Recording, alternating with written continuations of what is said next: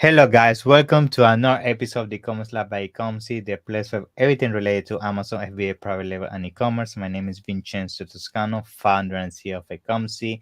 And today we're bringing another special guest. His name is Tom, and he's the co-founder and CEO of 𝐃𝐎𝐿𝐊𝐿𝐼TICS, which is a business that uses basically intelligence and analytics to help you basically manage your business and scale it further with everything that has to do with understanding in depth the numbers around your business. So, Tom, it's a pleasure to have you here. I know today we're going to be talking a very interesting topic, which is basically how to manage an account when it comes to having multiple SKU counts.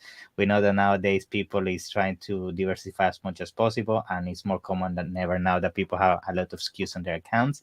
So it'll be interesting to hear your tips and strategies when it comes to that. But in the meantime, I want to welcome you, Tom. And how you doing, my friend? Thank you for being here. Yeah, happy to be here. I'm doing great. Yeah. Thank you. It's a pleasure. I think when we actually introduced each other for the first time a couple of weeks back, and we actually did a demo around your tool, I was interested a lot by the things you brought to the table and to the community. I think like when it comes to understanding numbers in the Amazon space, in specific where we reside, is something super important. I think nowadays a lot of people they don't really understand the numbers in depth. I mean, they just go to your Seller Central account and they think sometimes they're making a profit, but most of the time when you do the proper P&L and you see they're in red. So it was very interesting to see what you have done with your tool. And of course, we're going to be touching that a little bit further down the line in the episode. But before we jump into the topic and all of that, I think I would like to start with you, Tom. I know you're a successful entrepreneur, and I would like to hear about basically your background, how you got into e-commerce, and what made you found basically 𝐃𝐎𝐿𝐊𝐼TICS. Yeah. So I started my career in tech, worked in San Francisco and Silicon Valley in various software companies for the first 5 years of my career. And then I accidentally started an Amazon business. Tell me a little bit about that accident. What happened? Yeah, I got roped into this crazy world of Amazon back in 2014. I invented a board game called The Voting Game, which then turned into 10 board games and a brand called Player 10 Games. Okay. I sold that business in 2019. Nice. I actually started a second Amazon business in 2017, selling children's clothing. Okay. And that's kind of was the impetus for starting 𝐃𝐎𝐿𝐊𝐼TICS, which was managing a high SKU count Amazon business is very difficult. Especially when you have lots of parent-child relationships in your products. Yeah, especially clothing. That's madness. And getting to insights and monitoring your metrics for subvariant groups was something that I couldn't find any tools on the marketplace that solved this problem. And so I made it myself. Wow, that's awesome. I think it's funny because most of the solutions we found either on this and service providers have things of software. It's always like most of the historias are like that. Like we couldn't find a solution, we're struggling, and then you know what? I'm gonna do it myself, and then you realize there is actual business to be made around that, which is very interesting. Yeah, and I bet 𝐃𝐎𝐿𝐊𝐼TICS in the beginning was used just for your personal use, I guess, right? And that's how you evolved as a software. Yeah, so in the software world, we like to call that dog fooding. And we're definitely dog fooding 𝐃𝐿𝐊𝐼TICS at the baby brand for sure. That's very nice. So now you mentioned something interesting, which is I guess you still have the clothing brand around kids, right? So and I guess when it comes to SKUs, that must be a nightmare. I can imagine when you log in your Seller Central account, the amount of listings you see. And we have somewhere around 800. Wow, my God. Yeah, 800 ASINs, but then we also do them through FBM and FBA. So 1,600 different SKUs. I imagine when you need to launch like a PPC campaign or something like that, it must take ages to do so. Yeah. But anyway, I think the first thing I would like to, I mean, based on your experience that for sure you have on this space, is that what are some of the main challenges you encounter when you have this type of business? I mean, what are some of the things you see on a daily basis in your business that, oh my God, it's a nightmare when it comes to dealing with this type of accounts? Yeah. So I guess the first one is around inventory. And so managing what I like to call long tail inventory And that's another way of saying inventory that doesn't move quite as fast as some of maybe your hero SKUs. I guess, using Junglealytics, we actually discovered that a lot of our inventory is aging. I see. So it's reaching the basically inventory that stays for very long in FBA. And previously our strategy was to basically try to allow or have an FBA offer for every single SKU in our catalog. And I guess we've recently moved to only having SKUs that move through at least 2 case packs a year as FBA SKUs, and the remainder of SKUs, the ones that don't move through at least 2 cartons a year, are only available via MFN. So when you mean cartons, you mean I mean the amount of units you get in a carton. That's what you mean, right? Yeah. So when the factory ships them, nice. They put them in a bigger box with some quantity inside. Good. The size of your products, it may be as low as 1. It could be up to a few hundred, depending upon how big the product. I see. And I guess what you do is then the opposite as well. Like if you find FBM listing that's selling quite a lot, you change them into FBA, right? Yep. Or in that case, we'd end up having both, because we always want to have a fallback option in case inventory is being moved between FBA warehouses or is unavailable for whatever reason. I see. And when you have this big quantity of units when it comes to inventory management, I mean, how, and this is a question that I bet is tricky to answer, but how you calculate the amount of units you need to order to each specific SKU, because each SKU is going to have a different sales velocity. Each SKU is going to sell more than others. So I guess when it comes to putting the purchase order, it must be a nightmare as well, right? Yeah. So we use a combination of things. We use year-over-year forward-looking forecasts. So what did we sell in the upcoming few months that we're ordering into? And then we'll multiply that by a growth rate. And then we also try to look at, and this is another thing that Junglealytics helps us out with a lot, is inventory availability. So when you have a ton of SKUs, you're going to go out of stock on something. Yes. It's almost impossible to stay in stock on everything all the time. And it's one metric that Amazon doesn't do a great job of reporting out, which is how many days over some period of time were you out of stock on like a child ASIN within a parent-child relationship listing. And so with that data point, you can then go back in time and look at the percentage of days that you were available.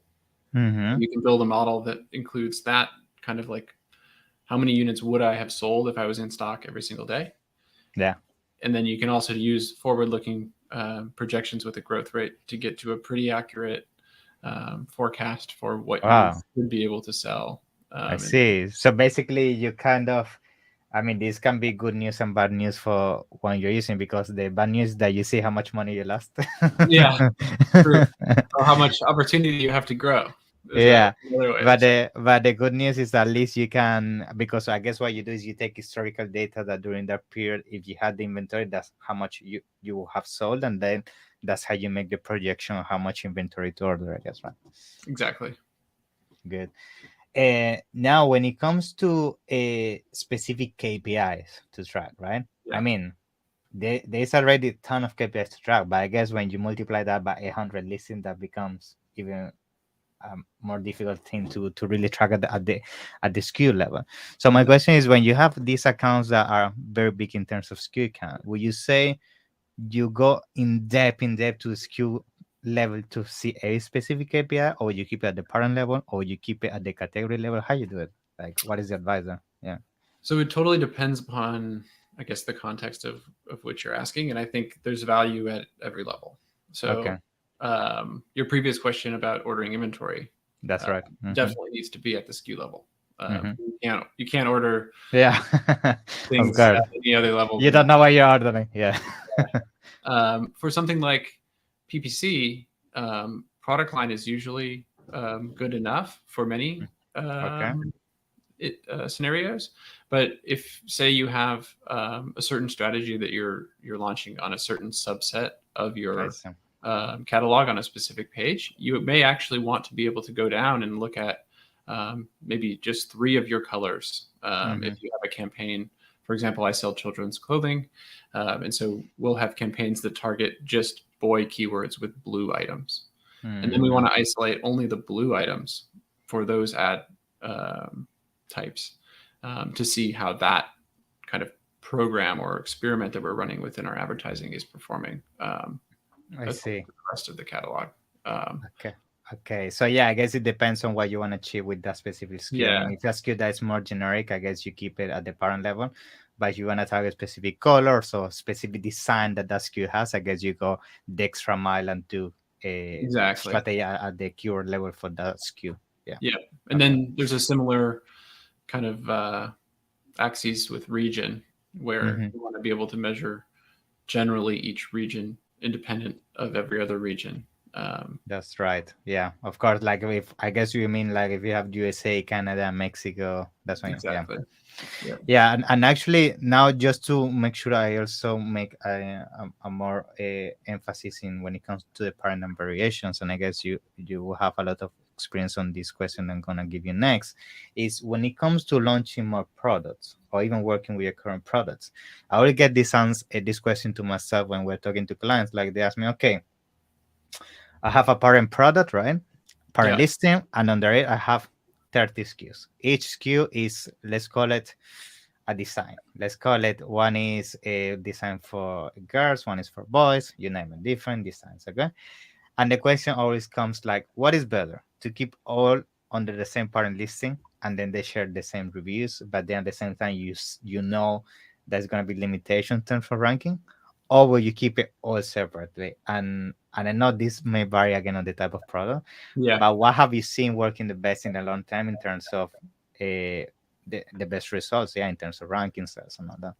Yeah. So I guess, like you said, there isn't a one size fits all approach. Mm-hmm. Um, this question Yeah. is different depending upon what you're selling.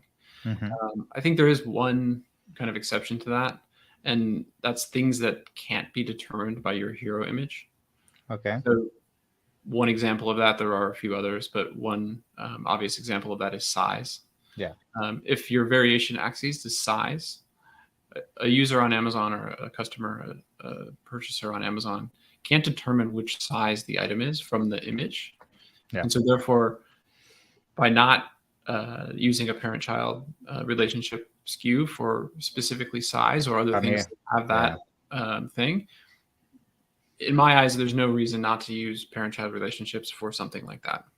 Mm-hmm. There's a bigger argument around things like color, where you actually can determine the difference in color from the Yeah.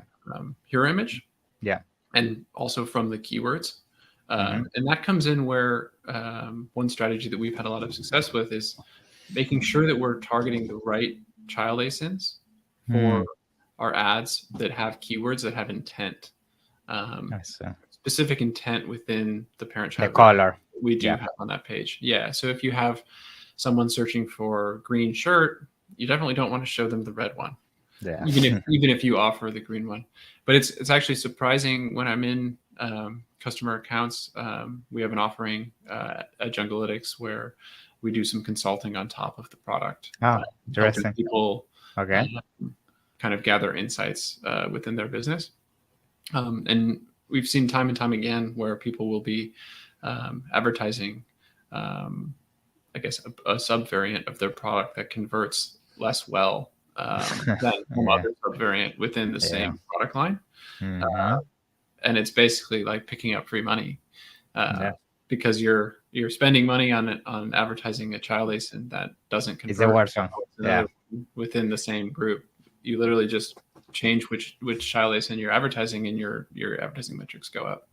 Yeah, I think that I mean it makes total sense what you're saying, but at the same time, I guess, and maybe you can also help me here, is like the other side of the fence when it comes to arguing this is like some people say, okay, that's right. Maybe if you have different colors or things that can be separated, it would make sense. But then people say, but what if the person that wanted to buy the red one, it goes on your listing and then they see, oh, actually you said other four pros that I other colors I never even thought of, and because I Totally. saw it on the family, now gonna buy it, which is not gonna happen if you have the listing on its own. So you see what I mean? Totally. So that's the other issue as well. Yeah. Yeah. And I think in most cases I default to, and again, this is case by case, so Yeah. there's no blanket solution. But I think in general, if you're asking the question, should this be a variation? I think the default should generally be yes. Yeah. And it's the cases where you have a massive listing is one case where breaking it apart actually can make sense, because you'll have multiple pages then with multiple thousands of reviews or something in this order of magnitude, where then you can take up more space, or you can start to have the conversation of how much space are we taking up on the search result page versus how is our conversion rate changing on our detail page. That's right. And ultimately, those are the two things that you're kind of trying to optimize. Yeah.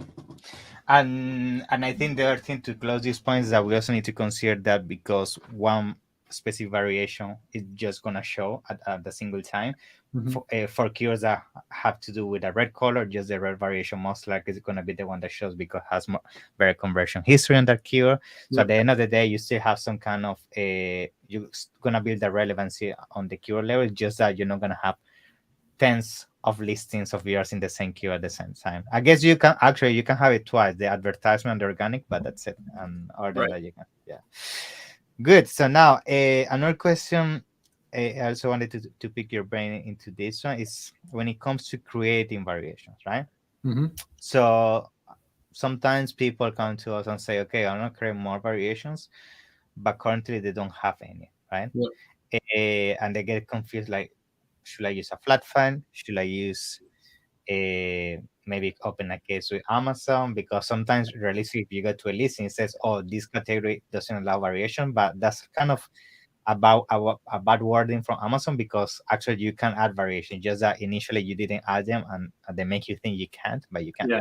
So is there any specific tip you have to make sure you make it as efficient as possible? Do you use flat files? Do you use other methodologies? And if you can share them. Yeah. So always flat files, and then working with our friends over at Seller Support to make sure that everything happens as necessary. Yeah. But yeah, flat files and variation listings go hand in hand. Yeah, I think the flat file, to be honest, is people get afraid when you told them about using Excel. They're so scared. But I think another strategy that I have seen, and maybe you have done this, is that the other thing you could do, you can just go through the normal methodology of creating a listing, and then you create it as a parent, and then when you go and you need to add the variation, you just select the two ASINs that are right now on its own, a single listing under the new parent listing you're doing normally, and that should create the family as well without doing the flat file. And that's something we discovered as well that was much easier, because basically you go like traditional, clicking the interface. I want to add a new product. You choose the category, you choose parent, variation, and you need to put ASINs there. You just put the ASINs of the old listings, and then those two get attached to the new parent listing, and you don't need to use flat files. So that's something. Oh, amazing! I didn't know that. I'll have to check it out. Yeah, check it out. It's very interesting. Yeah. Good. So now I think what I want to start jumping more into Junglelytics. I mean, the benefit it brings to the table is huge, and I think the first thing I would like to ask you is, I mean, the cost in terms of savings when it comes to using a software like this and trying to do it on your own, and sometimes not even figuring out what is wrong with your business. So maybe can you give us some insights about why it's so useful to have something like this on your business operations? Yeah. So I guess within Cuddle Club, that's the children's clothing brand. We I guess we're advertising 3 different versions of the same product. So a white version, an orange version, and a blue version. And we were looking at the ad conversion rates by color variation. We noticed that the white one had a 50% higher ad conversion rate than the blue and the orange one. However, we were advertising about equally across the 3. So we had our ad spend 33% orange, 33% white, and 33% blue. We switched like all the advertising, more or less. It wasn't a ton of intent in the keywords. So more or less all of the ad spend for those were changed to the white one. Okay. And we increased the profit overnight, essentially 20% on those variations. And that paid for Junglealytics for basically the next year. Crazy. Small change like this. Yeah. Yeah, it's funny because like when you're running a business at scale and you make like small changes that have big impacts, it turns especially out, when you have 800 SKUs, like one change here, one change there, it end up being like 40, 50 changes that is going to completely change the business. Yeah. Yeah. And then the other cool thing is that change now kind of lives within our business, and every month we're basically getting the same value. Because that change is now persistent within that part of our business. That's good. Yeah. And now that you mentioned this, and I guess I would like to ask you, do you have some scenarios, I guess, where you have actually used Junglealytics for a new product development? And what I mean by this is maybe you realize that the white collar, because it sells so much, I guess you could even come to the conclusion that maybe I could launch into different type of design or clothing or sizes. Have you even done that with that data before? Because I think it will be interesting to see that. Yeah. So not a ton with Junglealytics data because it mostly focuses exclusively today on historical data. But I have used the brand search performance query report to kind of try to figure out what people are searching for that is currently underserved in the marketplace. I see. And then after we do new product launches, we use Junglealytics to measure. That's interesting. Yeah, I see. Good. Are we achieving our goals in terms of, well, not initially profitability, but over time profitability? Are we hitting our targets for various SKUs or various child SKUs within the parent group? And kind of trying to get that first read on which of the variation options are the most popular amongst the parent SKU. Nice.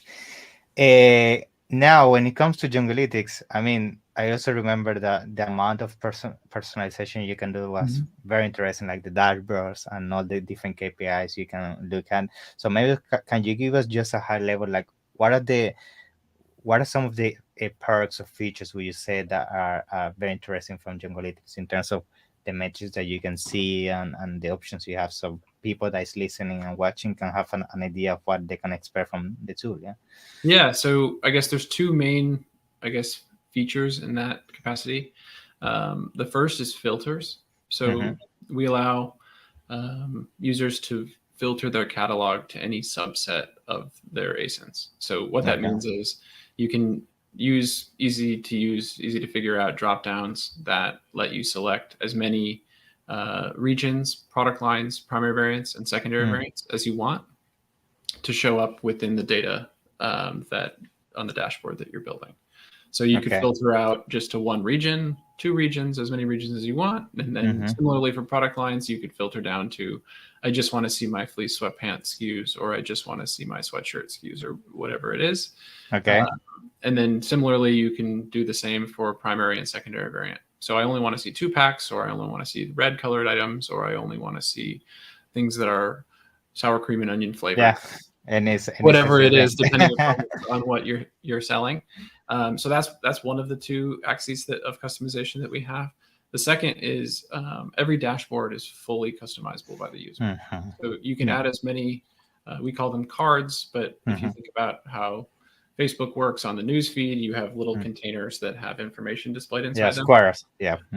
Our user interface uses the same paradigm, and you can add as many cards as you want to a dashboard. Nice. Fully customizable, and then each card typically has 1 or more metrics on it, and then some sort of data display, and all of that is also fully customizable. So when you add a card, say it starts as a sales card, you could change that to tacos, you could change that to percentage PPC if you wanted to see the percentage of your sales that are coming from PPC versus organic. To inventory, you could change it to anything you can imagine that is a metric that you could measure your Amazon business by. We allow essentially fully well, You have no excuse now to say I don't know what are my numbers. With a few clicks, you will know. yeah, exactly. Whether they're hopefully they're good, but Yeah, even if they're bad, that means that you have a you know lot of how. opportunity to Yeah, improve things. Yeah, yeah, because I think the worst feeling is that when things are going bad, but you don't know how to fix it. And with this, you can exactly. find the things are not working.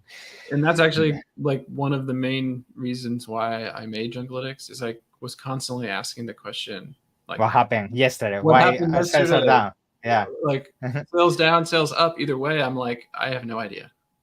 Yeah. And And it's just a roulette. You're hoping next day is better, and that's it. Yeah. yeah, but I had no control and no ability to dig into the numbers and see the specific parts of my business that were changing. Yeah. And Super now I'm important. able to zoom in and out to the level that's appropriate for the question that I'm asking. Very nice. Very nice.